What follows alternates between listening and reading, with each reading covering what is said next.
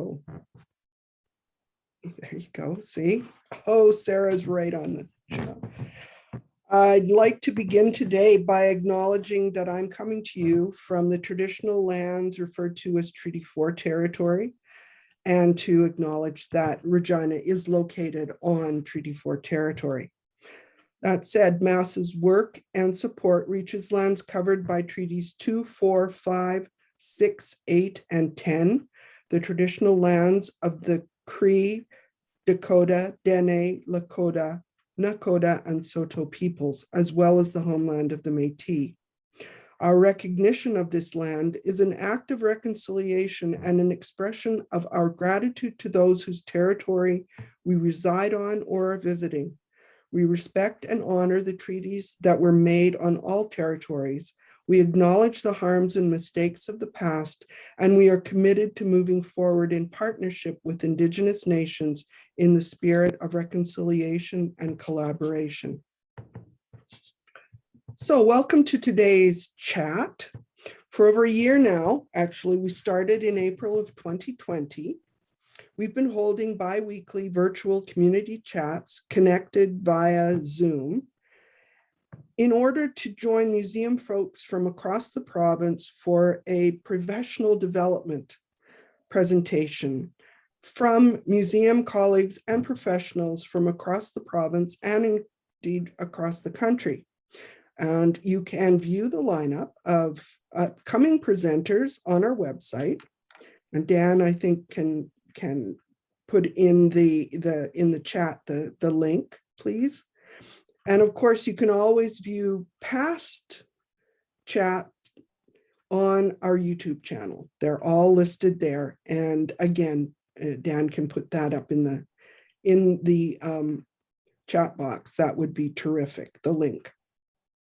Our most recent chat was on October 13th, and it was the Saskatchewan African Canadian Heritage Museum talking about their new traveling exhibits program that will be available to any museum in the province who's interested in the new year. They have a series of banners that talk about the incredible work that has been done over the years and contributions made by people of African descent in Saskatchewan. So I think you'll find it very interesting. Now, I'd like to introduce today's speakers, because we have two. We have Catherine Folstad, the Granting and Technology Supervisor with SaskCulture, and Lorelie DeRoose, the Grants Administrator. And they will be today talking about the Museum Grant Program. The MGP's next deadline is December 1st of this year for all streams, so streams 1, 2, and 3. And so Catherine and Lorelie will provide an overview of the application form and guidelines, and will answer any questions you may have in advance of the deadline. And if you want to ask a question today, if you want to type it in the chat box at any time, and Lorelie is going to be monitoring the chat and providing those questions to Catherine. So with that, Catherine, welcome. Lorelie, welcome, and I turn it over to you. Thank you, Wendy. It's nice to see everyone. Lorelie and I are looking forward to having this opportunity to talk about the upcoming MGP grant deadline with all of you. And I'm just going to share my screen. And we'll start this presentation. So I see a lot of familiar faces and names in this chat, and so I think quite a few of you will be familiar with the MGP application form. And this one is really similar to the previous one that you would have filled out in December 2018. But there have been a few updates. This application is for your 2022 and 2023 fiscal year funding, so upcoming 2 years. And while the applications are different for stream 1, 2, and 3, there are some common things with them. So we'll talk about some of the common things with those applications. So as Wendy mentioned, the deadline is December 1st. And these are just some of the sections that we will be talking about today. So December 1st is the deadline. We have been pretty flexible with report deadlines. So especially with COVID, quite a few museums were getting reports in a bit later. For this application though, the deadline really is December 1st, and we can't accept any late applications. So if you are having a technical difficulty or there is an emergency, please contact us prior to the deadline. Even if it's 10 p.m. on December 1st and you're having trouble with the technology, don't wait until the next day. Please just send us an email that evening to let us know that you're having technical difficulties, and we'll get that sorted out. But December 1st is the deadline. And we're asking that all applications are submitted through our online granting platform. The reason for that is the assessors actually log into this platform and they review the applications directly in the platform. So if we get paper applications in or other types of applications, they're not in the system for the assessors to review. If that is an accessibility issue for someone, please let us know and we'll try to find another solution that works. But in general, the application should come in through the online system. And as well, all previous MGP grants need to be closed before applying. So there are still some overdue year 3 reports. And I think I've contacted everyone who's in that situation. So we'll get those resolved first, and then everyone will be able to apply for the December 1st deadline. As I mentioned, we don't have a ton of changes to this application form. We did include some questions about COVID-19 and the impact that it may have had on your museum, that it likely had on your museum, especially for statistics. So to help the assessors, we did ask for things like visitor numbers, what a typical year looks like. You could take your 2019 data for that. And then looking at what impact COVID-19 had on the programming and visitor numbers, and then what's going to be planned for the next 2 years. So a lot of museums are in, well, all museums are in that similar situation with the restrictions and the impact of COVID. But you're given that opportunity to talk about the effect it had on your museum. And we will be reminding the assessors to keep this in mind because we know there's still a lot of uncertainty right now. And it is hard to plan for the next couple of years.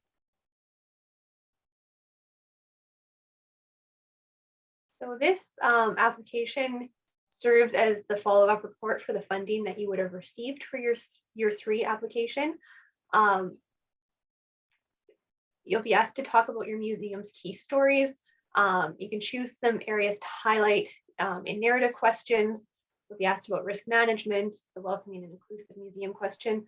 And you're writing this for someone who isn't familiar with your museum.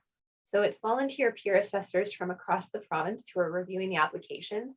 And when you're writing it, have it in mind that it's somebody who may have never been to your community and someone who may have not been to your museum before. We are asking again for 2 signatures. And in the past, we've sent emails to your second signer. We're still going to give that option, or they can, if they're already in the system, they can just provide their electronic signature. Or there's a Word document, a template that the second signer can fill out and you can upload there. So we're giving a few different options for getting that second signature. I know email doesn't work for everyone. Not everyone has email. So there are a few different options to get that second signature. And we have a new section as well, grant conditions. So we noticed some things with the year 3 report where there were lots of edits or back and forth that had to take place. I think there's been some turnover with volunteers, some new people, and just wanted to outline the grant conditions. They are mostly in the guidelines, but it is a big document. So we've added this section within the application form, just so everyone is aware and understands the conditions of the grant funding. So there are eligible and ineligible expenses listed in the guidelines. One thing we saw quite a bit were capital expenditures, and those are ineligible. So things like shingles, windows, those sea cans, the shipping containers, the purchase of land or buildings, major renovations or repairs, anything that would significantly increase the value of the property. So if you were to go sell the property, if it was a big repair or renovation or something that would increase the value, that would be considered an ineligible expense. We also know that some museums have more than one venture, so they might be related to the tourism center or have a campground or a restaurant or a tea room. This grant can really only be used for the museum expenses. So it can't be used for other ventures that the museum might have. Another grant condition is just making sure that the grant request amount is realistic, because if it's not, that could result in a return to the lottery trust fund. So any unspent funds will need to be returned. So let's say a museum applies for $5,000 and they only have $3,000 in expenses, that $2,000 would have to be returned. That's a stream 1 example where stream 1 is 100% funding. Stream 2 and 3 are 50-50. For the MGP grant, those grant funds have to be used in the year that they're awarded. So if your museum is awarded $5,000 for your 2021 year, let's say your fiscal year is January 1st, 2021 to December 31st, 2021, that grant has to be used in that 2021 year. And if it's not used in that year, it cannot be deferred. It has to be returned to the trust. It also can't be put into savings or seen different things, transferred to savings and things like that. But the grant must be used in that fiscal year. And these are trust fund guidelines. So if you ever have questions about it, even after being awarded your funding, if your budget changes partway through the year, just give us a call and we can make a plan together. It's easier than looking at your financial statements 3 months after your fiscal year end and having to sort it out then. So just give us a call anytime if you have questions about that.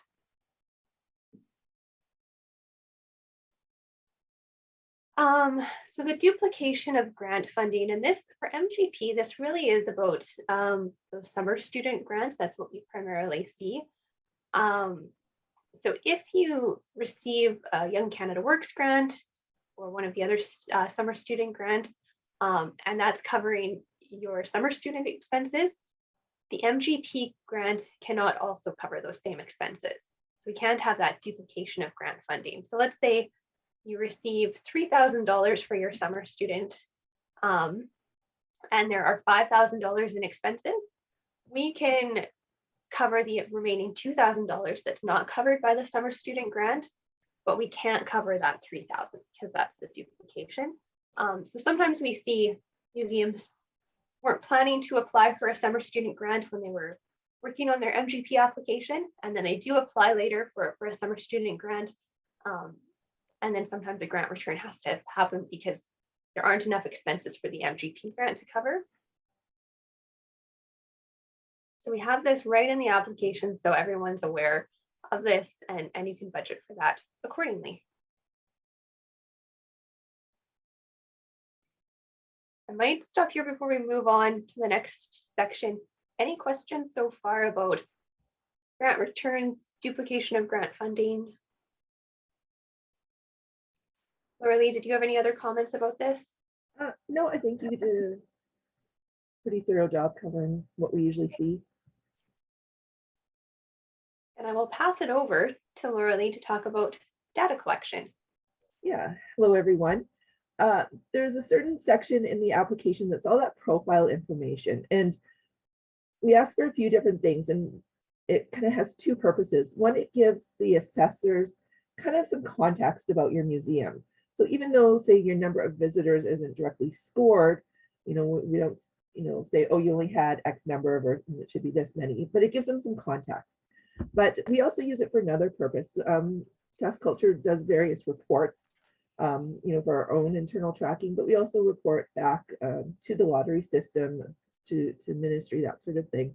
And so we definitely look at things like your total number of visitors, your board compositions, your staff compositions, and report on those numbers. So they are very important to try and be as accurate as you can. I know visitors, best guess is just fine too.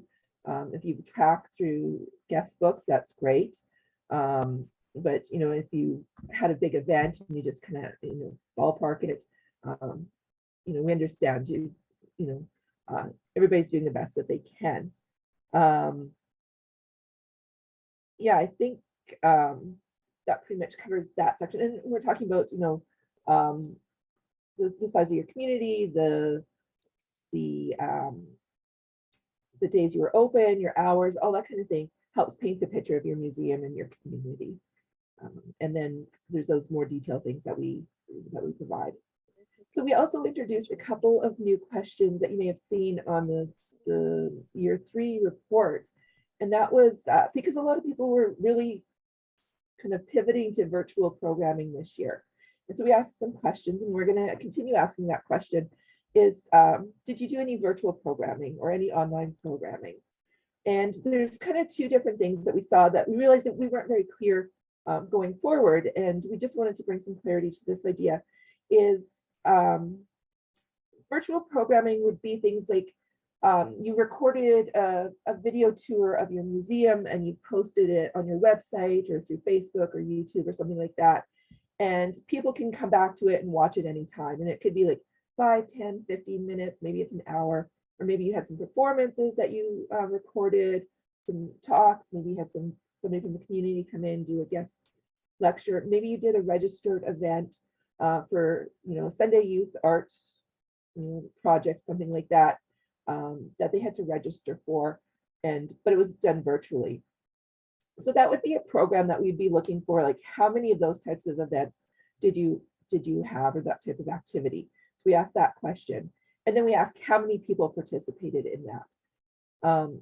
That's a little bit different than if you did a little promo clip and put it on your Facebook page and say, 200 people viewed that.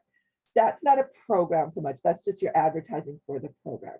So, or, maybe you guys really picked up on Facebook posting this year, really kind of got into it, and you post weekly, little snippets of the museum, little teasers, that sort of thing.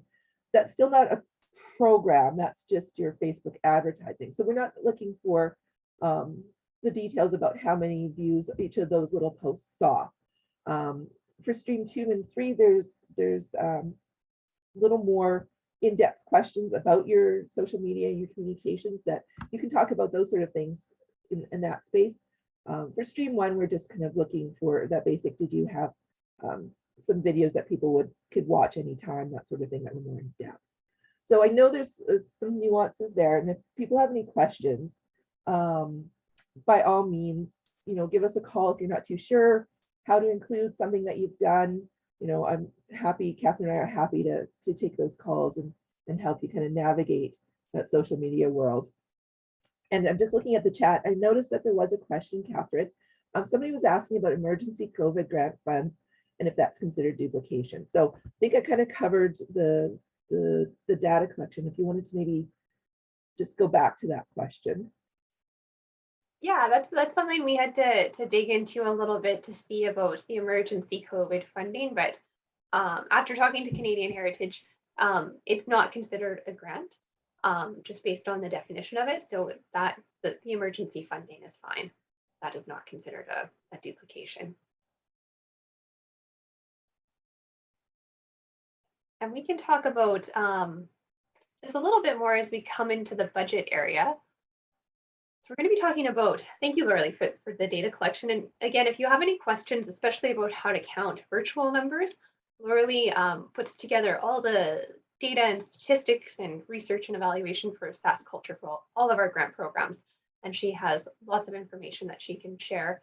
So if you have any questions, please reach out to her about data collection, and she'll be able to help you through that.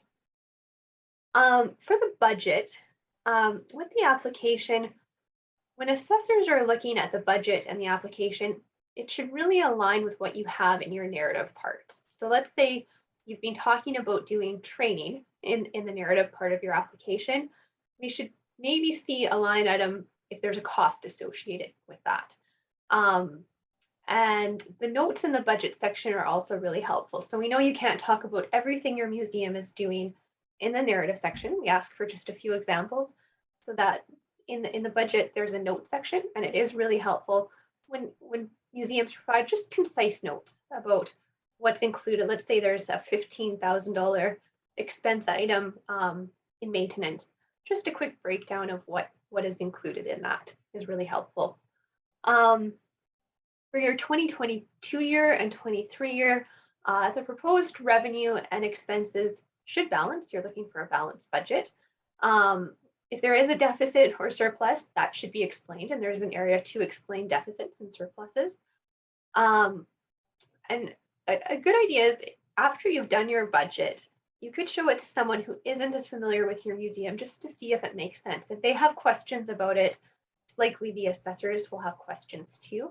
The assessors do spend quite a bit of time on the budgets and are looking for the story that it tells. We do have a new Excel template this year. At the last adjudication, I think we provided both an Excel and a Word document, but we have moved to this Excel template. And one of the benefits of that is it does calculate totals automatically. So you don't have to go through and add up each line item. It will do that for you. So we just ask that you don't change any of the formulas within that Excel document. I'm going to show you a slide that is an overview, but it's really hard to see on here. So we won't spend any time on that. And then we have a more detailed version on the next slide after that. So this one, it's really hard to see. And Catherine, we did have a couple questions too. Okay. Just check in before we continue on. So just back on the idea of duplication and some COVID funding, we also had a question about funding through the Provincial Tourism Fund. And you want to just talk about that, where that would fall as well. The Provincial Tourism Fund. I did see that in grant applications. When I was looking through, that didn't significantly impact anyone to the point of needing a grant return, I don't think. And yeah, so I didn't dig into that one too much because it didn't significantly impact anyone. There might have been one museum, and if I'm not sure who the question came from, I can't see the chat box, but if it is the one museum, I do want to follow up with you about that. But I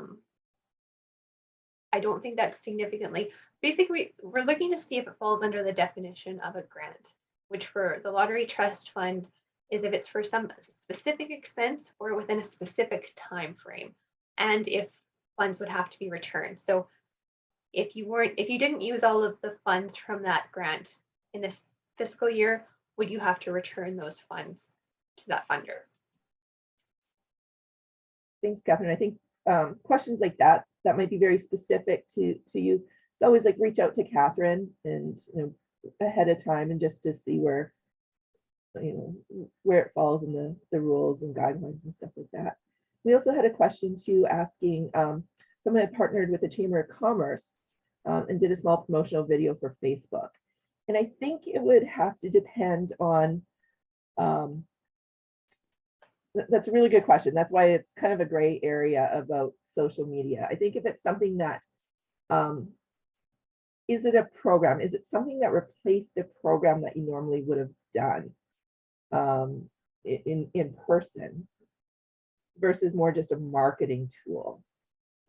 I don't know. Does that make sense, Catherine? Like if it's just like a, hey, come to our museum, we're pretty cool, versus, this expert on our railway history is going to come and talk for half an hour, and you're presenting that video of that talk. I think that's kind of where the line is drawn. Yeah, that makes sense. It's a tricky.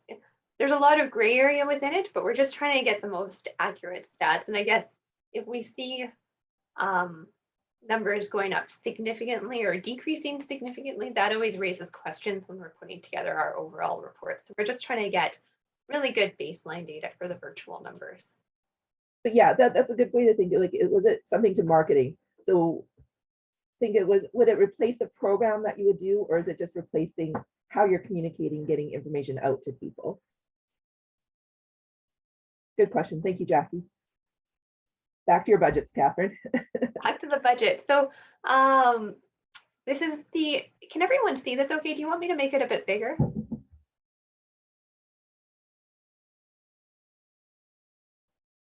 I can also try presenting. I should have done this before. Oh no. I will get back to the budget. Hopefully that's a little bit bigger for everyone. So this is the Excel budget tool. And up here, we do ask that you put your museum name in the Excel sheet. When assessors have a lot of applications to look at and they're opening lots of Excel files, it is really helpful to know which museum they're looking at. So putting your museum name up here. There are 4 columns. So the first column is the 2020 actual column. So that should just really match your financial statement. I've seen in reports that sometimes the actual line item is different than the financial statement, sometimes significantly by thousands of dollars. And that always raises some questions about why the budget is different than the audited financial statement. So those 2 should really match. We're asking about your current year, your revenue and expenses for your current year. We know for most museums that your fiscal year hasn't ended yet. And so you still have more expenses coming, potentially more revenue coming. But just project what you think those expenses and revenues might be until the end of your fiscal year. For some people, that will be till the end of December 31st. For others, that will be till the end of March. We have museums with pretty much a year end in every month. So everyone has different fiscal year ends. So it's hard to find a deadline that will work for everyone. But just projecting your revenue and expenses for 2021 as best you can to give the assessors an idea of the scope of your museum. And then we get into what you're planning to do in 2022 and 2023. And then we have the notes section, which is really helpful if you can provide some background in here. So for the first one, we have the MGP grant request. So you would put the amount that your museum received, if you've received funding before from the museum grant program, put that number in here. The 2021 column would be your year 3 amount that was provided. And then your grant ask, your request in 2022 and 2023. Sometimes we see museums will put one amount in their application form, like we're applying for $10,000, and then in the budget, they put a different number, we're applying for $8,000.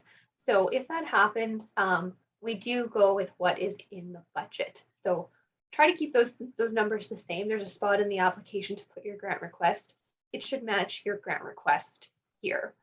If you've applied to SaskCulture for other project grants, like the Multicultural Initiatives Fund or the Métis Cultural Development Fund, Culture Days, things like that, you can put that grant request or the grant you have received in here, as well as the community grant program, because that is lottery funding. So this gives a summary of how much lottery funding your museum has received. And then we have this section for other federal and provincial government funding sources. So the COVID-19 relief funding, the MAP grant, Young Canada Works, Canada Summer Jobs. There might be some others that aren't listed here, so you can use the blank lines to add those if you need. And then we have the other funding sources, municipal funding, First Nations funding. Again, there might be other funding sources that you want to include, and you can just use the blank lines provided.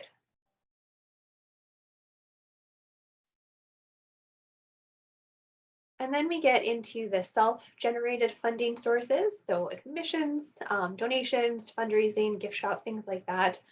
There could be other things as well that you want to include, and you can just add rows if you need more space here. And then the non-government funding sources, so that could be sponsorships or just different things in there. And like I said, the totals will automatically calculate. So if you put some numbers in here, there will just be running totals at the bottom in this section, which is really nice for you to not have to use the calculator. And in the past, we were receiving quite a few grants where the totals weren't provided. So staff and assessors would have to take out the calculator and do them manually. So it just saves time for everyone if those automatically calculate. So that is the revenue section. The expense section, again, this is really hard to see. But we have the same columns as before. You can put the salaries and benefits. It could be for full-time staff, summer students, whatever salaries, benefits. Anything in there, wages, honorariums, training. So if there's a cost associated with that, a registration fee, travel costs, anything like that can be put in there. Administration, this grant can cover office supplies, insurance, postage, just those general day-to-day administration expenses. The grant can also cover rent, utilities, taxes, so your power bill, things like that. And we have in here minor maintenance and repairs. So we can't cover capital expenditures, but we can cover minor maintenance. So if you're wanting to do some painting, get some cleaning supplies, light bulbs, things like that, this grant can cover that. And again, use the note section just to outline what it is. And if there are any questions, we will follow up with you to make sure it's not a capital expense. Your collections costs, governance, programs, communications, those are all the same as previous years. We did add a technology section. So this grant can cover technology costs. Let's say you're wanting to hire someone to help develop a website, or you're needing tech support, or even a new laptop to be able to provide those tech online services, software, data storage, any of those things are eligible. So we've heard that technology needs are something that museums are facing and organizations are facing. So this is an eligible expense for this grant program. And if you have other expenses and they don't fit in the categories above, you can just use these lines here. If you're wondering, should I put something in, I guess, programs or governance, that's not really a great example, but you're unsure of where to put it, or maintenance or administration, it doesn't really matter with the category. So just make your best decision about where to put it. As long as there's a note explaining what it is, that really helps assessors. So again, we get the totals up here for the eligible operating expenses. And then we have a section below for those ineligible costs, because they can't be included above. So we have a separate spot for them. So your capital expenses, collections, acquisitions, that is ineligible, and fundraising costs. So the fundraising costs that we added that in there. Occasionally we've seen someone using their MGP grant primarily for fundraising dollars. And this grant is really intended for the operations of the museum, programs, your services, wages, staff. So if the grant is used primarily to purchase items to sell or to purchase food for an annual event that will be sold, the intention of the grant is really to provide you with that support so you can run programs and provide services to your members and your communities. So Catherine, we do have a question kind of in that area. So someone asked, would a new custom built counter be considered capital expense? So it's a new and improved replacement for a glass one that broke a few years ago. And it also kind of a COVID modification, I guess, just to make viewing safer during COVID. Oh, it's a COVID. We did say COVID. So COVID expenses, we said, yes, you can, like if you need hand sanitizer, even those plexiglass shields, things like that. There's a bit of gray area with this. I would have to probably get a few more details about just the scope of the count. Like scope of it. Maybe we could talk later today after this meeting, and I can get some more details about it and just about the COVID modifications and all of that to see what it is. And then this is the sort of example. Please call if you have these questions about capital expenses, because not everything is really clear, and sometimes it depends on, is it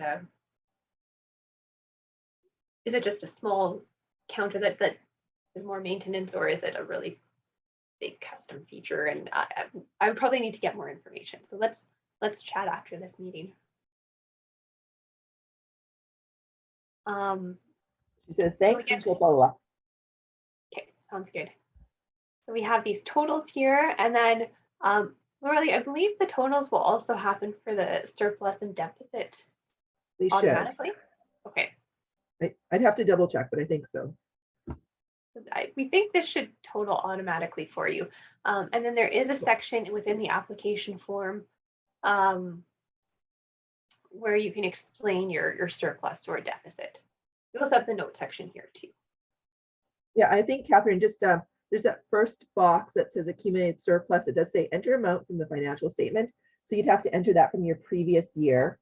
And then the rest of it should calculate based on that number that you put in.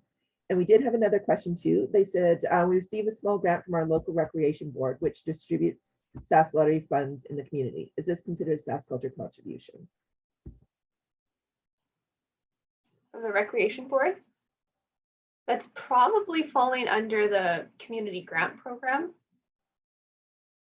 which is going up here. So the community grant program issues funds to each community to grant out. So that's probably falling under this community grant program, but we can touch base to double check. But if it's lottery funding that's coming from the rec board, it's probably going to fall under, you could put it in that community grant program line.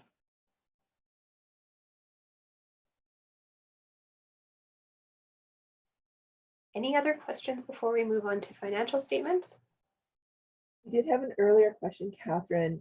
Again, just asking about Facebook and social media posts. If it's like a series of posts about artifacts in the museum, that sort of thing, does that count as a program?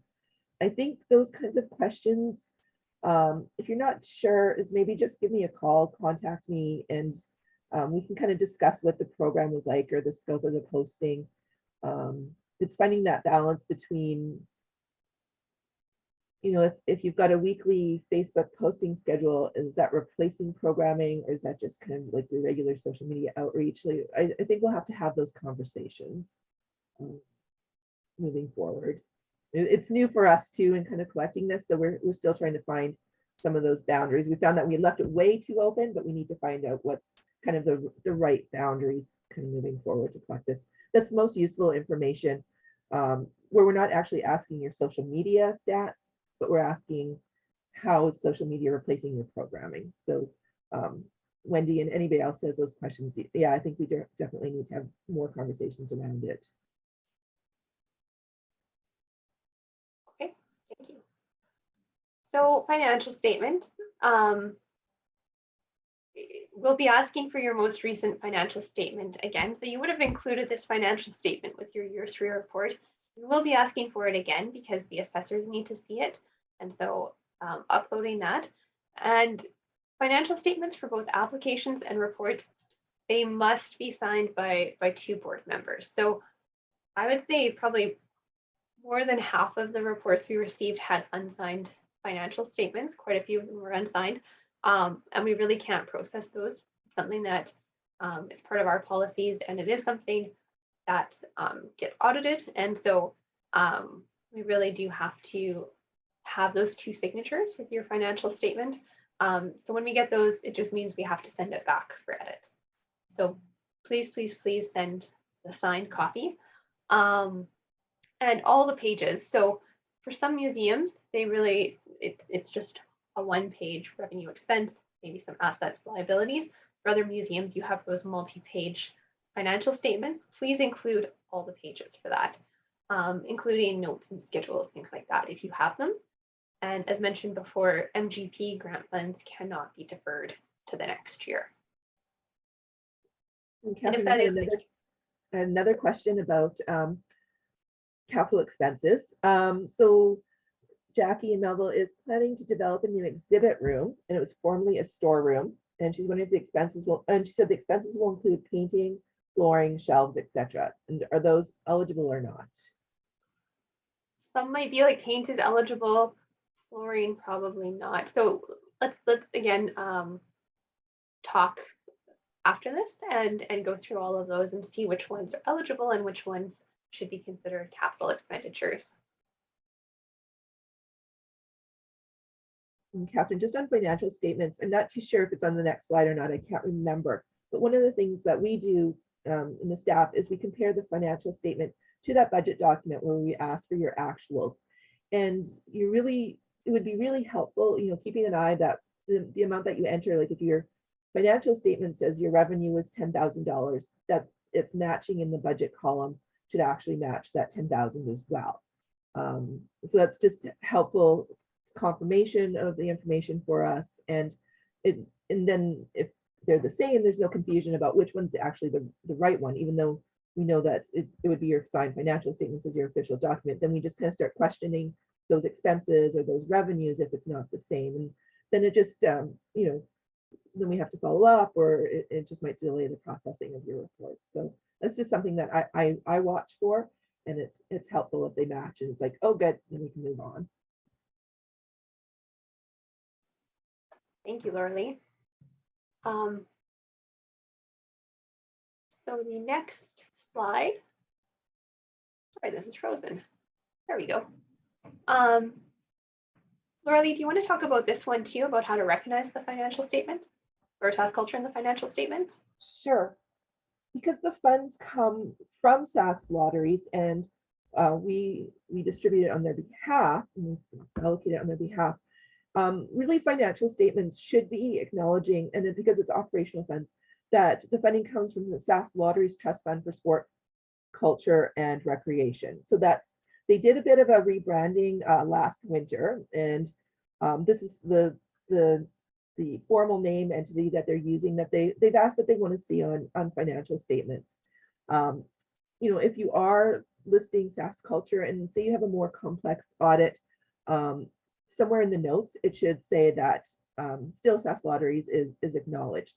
One thing that we're looking at, old habits, right? But just a reminder that it's not a government grant. Sask Lotteries is not a government grant. That your budget and your financial statements, it shouldn't be referred to as the MGP grant or the Mass grant. So it should be Sask Lotteries Trust Fund for Sport, Culture, and Recreation. So it's just a reminder. It's certainly something if Sask Lotteries asked to see our books and our paperwork and stuff like that, they're looking for that too. So we're just working our way, trying to get there and getting everybody to kind of follow that format. Thank you, Lorelie. Okay. This keeps freezing on me. I'm not sure why.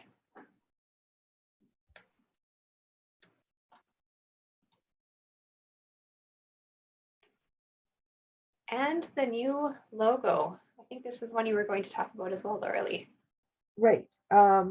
So again, part of that rebranding, you can see they have that new logo, and it's been around for about the last year or so. Those images can be found on our website. I think there's like on SaskCulture's logo recognition. I think we provide the information, award letters, that sort of thing. You don't have to throw out all your old materials if you still have it. But as you create new things, updating your websites, your social media, to just use that new Sask Lotteries branding look. And there's various guidelines and stuff like that. Again, I'll put it in the chat, the link to our section on the SaskCulture website that gives you that. But if you've got signs like that, I think in every payment pack, we've been giving you a new poster if you want to put that up in your window, that sort of thing. We just ask that. Again, if you have any questions about how to properly recognize Sask Lotteries, how to use any of the logos, give us a call and we can help you navigate that too, for sure. Oh, and I did have a question again, Catherine, asking if they're not acknowledging in their current audited financial statement, is that okay? Can you say that again? I just missed the beginning. Sure. Gail Marie is asking if they're not currently acknowledging Sask Lotteries in their audited financial statement, is that okay? Yeah, we're working towards it. So the next one, if your current one is already done and it's not in there, that we understand, this is something new. So we're just working towards getting everyone set up to recognize Sask Lotteries in the way that they're wanting to be recognized. So for upcoming financial statements, we're hoping that we'll start seeing that within the financial statement. But if you've already done one, that's fine. And ideally, your financial statements would recognize that. A lot of statements that we see just group grants all together, and there's maybe no schedule that outlines what they are. It's helpful if we can have that broken down. And then that's how it would be acknowledged. But yeah, I will dig out that link of how to use the logos and stuff like that. Okay. So the adjudication, as mentioned, it's coming up on December 1st. And we do have a bit of a longer turnaround time for this grant because there are over 100 applications between stream 1, 2, and 3. So we actually have 5 adjudications. Stream 1 is divided in 2. Stream 2, we've been doing 2 adjudications, and then stream 3 is a separate one. So when the applications come in on December 1st, Lorelie and Ken in our office are looking for eligibility to make sure you're in good standing with ISD if you're a nonprofit, that they're the right signatures, things like that. I'll also be reviewing them too to make sure that the budget makes sense and can go forward to adjudication, that everything is there.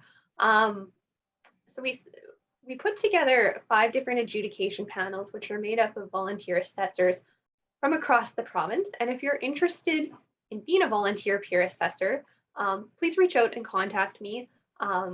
You would be sent the applications in sort of sometime in mid-January, probably. And we try to give assessors for this grant program a minimum 2 weeks, usually 3 or 4 weeks to review the applications because there are so many applications. So that's one reason why we ask you to be concise when you're writing your applications. They are volunteers reading them and they have quite a few applications to read. So by the time we get the applications out to assessors, give everyone a chance to review them, we come together in mid-February and going into March to have those 5 adjudications, and then getting the results out to everyone. So probably in early April, you'll be hearing the results from the adjudication. And the assessment criteria that the volunteer peer assessors are using, it's actually within the guidelines. There's a section towards the end that talks about the assessment criteria, and it's really how well the application is meeting the priorities and the purpose of the grant program. So we are always looking for new assessors. If you are interested in this volunteer opportunity, please do reach out because we would like to talk to you about that. And we have the assessment criteria here. So they're adjudicating applications based on the extent to which the museum addresses the purpose of the MGP grant and the priorities. So for stream 1, they're looking at the activities and impacts of the programs and services, welcoming and inclusive efforts, risk management, and the budget. And then for stream 2 and 3, we have additional sections like management, collections, communications, etc. So we have quite a few things in stream 2 and 3, but all of those sections are scored. And then we come up to something new for museums. And I'm going to pass this over again to Lorelie to talk about EFT payments. Yes, so SaskCulture can now, I think for the last year or so, we've been offering to our grant partners the opportunity to receive your grant payment through an electronic fund transfer. So instead of receiving a check in the mail, it would just go directly into your bank account. So we eliminate lost checks, delays, that sort of thing, having to get to a bank, all those kinds of little hassles. It's optional. Both ways are perfectly fine. And what we've built into the application is a question asking you Would you prefer to just keep getting a check? And that's fine, click that one. But if you're interested in getting the EFT, the electronic funds transfer, click that one. And then what we're going to do is we'll look at the list of those who said they were interested. After the deadline, we'll reach out to you, send you the form to fill out, and you can get that to us by clicking that or receiving the form. It doesn't guarantee that you're going to get funded. Again, you know, the adjudication is competitive, but if you want to kind of get a start on that, and then when we do start sending out the payments in the spring, you'll get an email notice that it's coming to you, and then it'll be in your bank, and then you'll get the letter and stuff from us as well by email. So it just gets the money to you a bit faster. There's a form to fill out with your banking information to sign off on that. That goes to our finance accounting department. They enter the system into our payments accounting software, and then I think they've got a system to protect the confidentiality of that information that comes in. So if you have any questions about it, how to fill out the form or how to set it up or the benefits of it, again, just reach out and we can have that conversation. It just makes getting the money to you a little bit quicker. I thought I would maybe just go back to capital expenditures. And if anyone has EFT questions, please put them in the chat box. If you're unsure if something is a capital expenditure or not, please contact us before you incur that expense if you're planning to use the MGP grant for it. And this kind of gets into the realistic MGP request amount. So I'm going to go back to the expense section if I can. It's not working for me.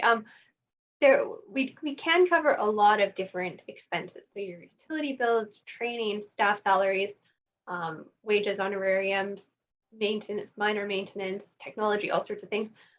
If that one capital expense is going to make or break your MGP grants, where you might have to return funds, we've seen a lot of people applying for funds, and they're right on the edge of having enough expenses by $10 or something like that, which is always a bit of a precarious position to be in. So please do the MGP grant request for an amount that your museum can manage, especially for Stream 2 museums who do have that 50% matching contribution. So for Stream 2, if you're applying for $10,000, you also have to be able to show that you're matching that with having additional funds and expenses. So please consider that when you are doing your MGP grant request. And if you're wanting to err on the side of caution for bigger expenses that could be capital ones, please do contact us prior to making that expense. Okay. For grant writing, this wasn't really a grant writing workshop as much as just going through the MGP application form. We both tried to give you some tips about filling out the form, looking at it as someone who is not familiar with the community or the museum, things like that. But there are other grant writing workshops coming up through the districts. So if you're not already connected with your local district, we've listed some of them here, and there's also a link to contact them. And quite a few of them do have grant writing opportunities, and I know they would be more than happy to connect with you. Please do reach out to them about grant writing as well. And I think this is the end of the presentation. So if there are any questions, I don't know if any others have come in. Yeah, so I have a couple, Catherine. Okay. One I just want to mention about grant writing, we've had a number of assessors who, after have gone through the adjudication process, said it really gives them an insight on how to be a better grant writer. So there's another good benefit of signing up to be an assessor, is just to see the whole process from the inside of what is it that assessors are really looking for. Like, well, why is maybe my application not doing so well? And then you get that insight into what they're seeing and how they examine it. And yeah, people really enjoyed the experience in order to improve their own grant writing. And then we did have another question too, asking if the board members attended virtual workshops, can those be included in terms of social media or in terms of your programming? And the big difference is is it a program that you created that you were offering to people, or that sounded more like a training opportunity? So for example, if they went to the district workshop on grant writing or on reconciliation, that would be not a program that you're offering, but a training that you're attending. So again, that's where that distinction would lie. If there was a registration fee, the grant could cover that though, to attend that virtual training. Yes.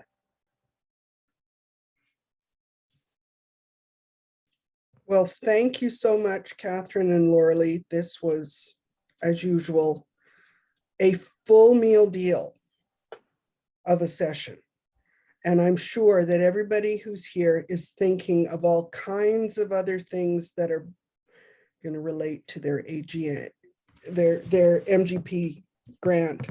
And I'm expecting you'll get lots and lots of calls and emails because it is that time of year. I know that Sarah is already getting calls and she's putting your name down a lot, saying, no, you should talk to Catherine. So if you have any questions about the content of your grant applications, capital expenditures, things like that, please contact me.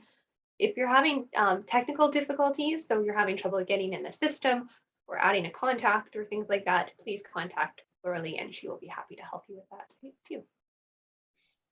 yep. And so I think, and we're all navigating that whole idea of what is